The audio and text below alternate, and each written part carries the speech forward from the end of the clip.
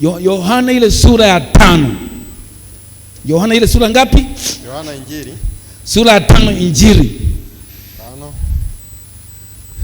Anza kifungu cha kwanza. Baada ya hayo palikuwa na sikukuu ya Wayahudi. Naye Yesu akakwea kwenda Yerusalemu. Unajua walikuwa na sikukuu nyingi Wayahudi. Walikuwa na sikukuu za vibanda, sikukuu za baragumu. Walikuwa nazo nyingi. Na hizo zilikuwa zimeamriwa. Hebu tuendelee kidogo. Na huko Yerusalemu, penye mlango wa kondoo pana, pana birika iitwayo kwa Kiebrania Bethesda. Nayo ina matao matano. Ndani ya hayo jamii kubwa ya wagonjwa walikuwa wamelala. Vipofu, viwete, nao waliopooza, wakingoja maji yachemke. Kwa maana kuna wakati ambapo malaika hushuka akaingia katika ile birika. Na malaika ni mhubiri, anaweza kaingia birika, ni kanisa, akayatibua maji. Watu wamekaa kanisani, ni walemavu, wamekaa siku nyingi hawajaonja ugonjwa uondoke. Ndio huyo hapo sasa, endelea. Akayatibua maji. Basi yeye aliyeingia wa kwanza baada ya maji kutibuliwa, akapona ugonjwa wote aliokuwa ameupata. Endelea. Umempata, endelea. Na hapa palikuwa na mtu ambaye amekuwa hawezi muda wa miaka 38. Yesu alipomwona mtu huyu amelala, naye akijua ya kuwa amekuwa hali hiyo siku nyingi, alimwambia, wataka kuwa mzima? Unataka kuwa mzima? Yule mgonjwa, unajua mara nyingi watu wengi sana, vipi? Unataka kuwa mzima? Unajua siji nini, nasubiri daktari, sina hela ya kunani, sina hela ya kwenda kumwona daktari. Maana siku hizi kumwona daktari mpaka hela, vipimo hela. Na wakati huyo daktari amesomea pesa za nchi, kumwona tu daktari imekaa kwa uchumi fulani. Sasa yeye maskini atatoa wapi hela? Lakini hebu angalia, sina mtu wa kufanyaje? Sina mtu wa kunitia birikani. Endelea. Yule mgonjwa akamjibu, Bwana, mimi sina mtu wa kunitia birikani. Maji yanapotibuliwa hushuka mbele yangu. Yesu akamwambia, simama, jitwike godoro lako uende. Mara yule mtu akawa mzima. Akafanyaje? Akajitwika godoro lake akaenda. Akafanyaje? Nayo ilikuwa ni Sabato siku hiyo. Endelea. Kwa sababu hiyo Wayahudi wakamwambia yule aliyeponywa, leo ni Sabato. Wala si halali kwako kujitwika godoro. Kujitwika nini? Akawajibu, yeye aliyenifanya kwa mzima ndiye aliyeniambia, jitwike godoro lako uende. Basi wakamuuliza, yule aliyekwambia jitwike godoro uende ni nani? Lakini yule mtu aliyeponywa hakumjua ni nani. Maana Yesu alikuwa amejitenga. Kwa sababu palikuwa na watu wengi mahali pale. Endelea. Baada ya hayo Yesu akamkuta ndani ya hekalu. Akamwambia, angalia, umekuwa mzima. Usitende dhambi tena. Unaliona hilo? Kumbe magonjwa yanasababishwa na dhambi. Iliyomsababisha akawa kiwete, labda aliiba, labda alitukana mama yake. Unaliona hilo? Labda alifanya mambo ambayo sio pasa katika nchi ya Israeli. Endelea. Lisije likakupata jambo lililo baya zaidi. Yule mtu akaenda zake, Akawapasha habari Wayahudi ya kwamba ni Yesu aliyemfanya kuwa mzima. Akaanza kushuhudia ni Yesu. Mwamini Yesu kimwamini, hata kama ni kiwete unapona. Ni Yesu. Akaanza kushuhudia hapa, ni Yesu. Yeye nifanya mzima. Ameniambia nisitende dhambi tena.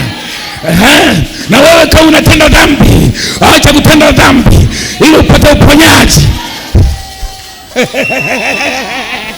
Unafikiri alienda kuambia nini? Alienda kuwahubiria. Endelea, anasema kwa sababu hiyo Wayahudi walimshutumu Yesu. Walimshutumu nani? Kwa kuwa alitenda hayo siku ya Sabato. Hebu sikiliza. Alitenda hayo. Wengi wanafikiri kwamba labda walikuwa sahihi. Kumponya ilikuwa safi. Lakini kujitwika godoro siku ya Sabato, walikuwa wamesimamia kwenye ukweli ya maandiko yao, kama wengine wao leo wanasimamia kwenye maandiko yao. Hebu tuende katika kitabu, tunafundisha alama ya mnyama. Unaona jinsi tutende kwenye kitabu cha Yeremia sura 17. Bwana akaniambia hivi, enenda ukasimame katika lango la wana wa watu hawa. Ukasimame katika lango la watu hawa. Waingiapo wafalme wa Yuda. Wanapoingiapo wafalme wa Yuda. Na watokeapo. Na katika malango yote ya Yerusalemu. Ukawaambie. Lisikieni neno la Bwana. Enyi wafalme wa Yuda. Na Yuda wote. Nanyi wenyeji wote wa Yerusalemu. Ninyi muingiao kwa malango haya. Unapoingia kwenye malango hayo, Bwana anasema hivi. Jihadharini nafsi zenu. Msichukue mzigo wowote siku ya Sabato. Na mimi nakomea hapo. Wayahudi walikuwa sahihi, hawakuwa sahihi?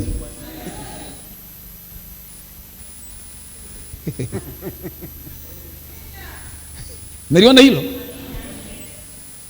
Na leo Adventista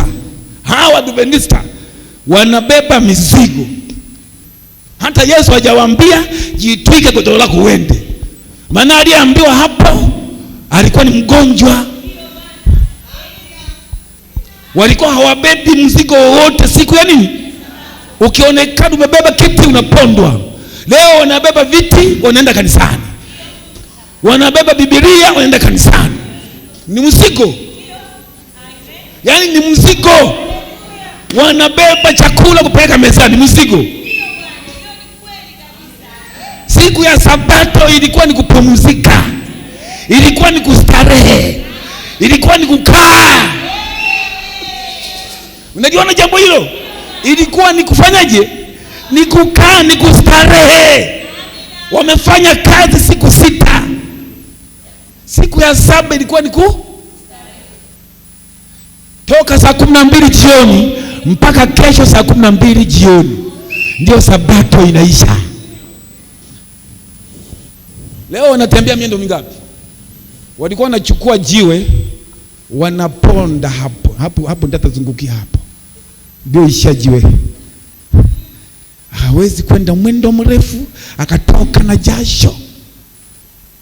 Leo si wanatoka. Utaniambia kwamba wamefanyaje? Mimi nazungumza alama ya mnyama ni kitu gani? Bwana bariki sana. Hawa jamaa walikuwa sahihi. Shida ambayo hawakuijua ile siku yao. Maana ile Sabato ilimtabiri Yesu. Hawakujua. Na kama ambao hawajui madhehebu ya leo kwamba jina lake Yesu Kristo ni nani. Ukiombea mbatizo katika jina la Yesu Kristo unakataa. Wanakufuru utatu. Nionyesheni mahali popote kwenye Biblia kama kuna nafsi 3 za Mungu zinasema kuna nafsi 3 za Mungu. hutapata. Sasa unasema unajua na tufanye mtu kwa mfano wetu. Kwa unajua walikuwa ngapi pale? Maana Mungu alikuwa na malaika zake. Malaika wana miili ya moto ambao ni roho. Wana miili ya theofania. Mungu alikuwa anaongea na roho wake. Wale watumishi wake malaika, na tufanye mtu kwa mfano wetu. Yule mtu aliyetengenezwa pale Adamu na Hawa alikuwa ni mtu roho. Hakuwa na mwili kama huu. Haleluya. Alikuwa ni mtu roho. Hakuwa na mwili wa kibinadamu. Usinipeleke kule kwa kina dili siku mimi sitaki huko mimi. Tunafuata Biblia. Anapozungumza wako watatu wanaoshuhudia mbinguni. Kuna Mungu, Neno na Roho. Wanaopata watatu pale. Alafu mimi nakwambia kuna watatu wanaoshuhudia duniani. Maji, damu na nini? Na uhai. Sasa wamekuwa wangapi? Hao watatu na wengine watatu duniani unapata 6.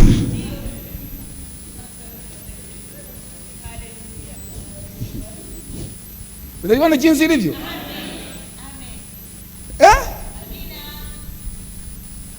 Bila Roho Mtakatifu utakuwa uko makosani.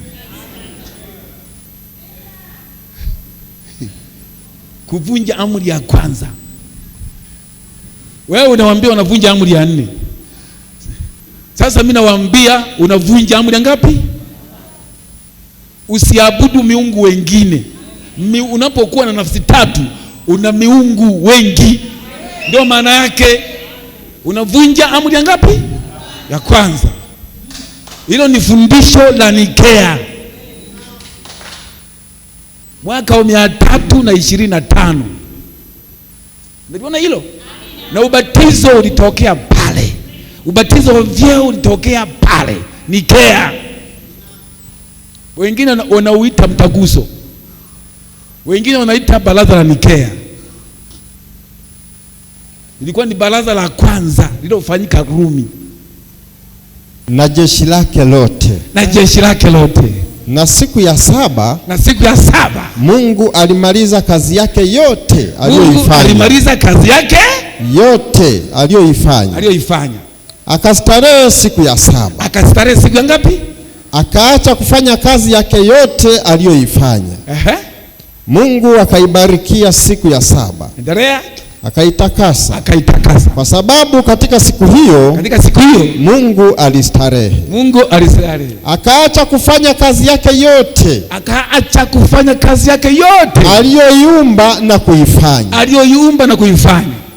Hivyo ndivyo vizazi vya mbingu na nchi zilipoumbwa. Siku ile Bwana Mungu alipoziumba mbingu na nchi. Hapakuwa na mche wa kondeni bado. Wala mboga ya kondeni haijachipuka bado. Alikuwa anaongea tu, anaamini. Kwa maana Bwana Mungu hajainyeshea nchi mvua. Wala hapana mtu wa kuilima ardhi. Hakuna mtu wa kufanyaje? Lakini uumbaji umeshafanya. Unaliona hilo? Uumbaji umefanyaje? Umefanyika. Kwa hiyo mtu aliumbwa siku gani? Hilo ni swali. Na kuuliza wewe unayeshikilia siku. Unawahukumu watu kwa siku. Siku gani?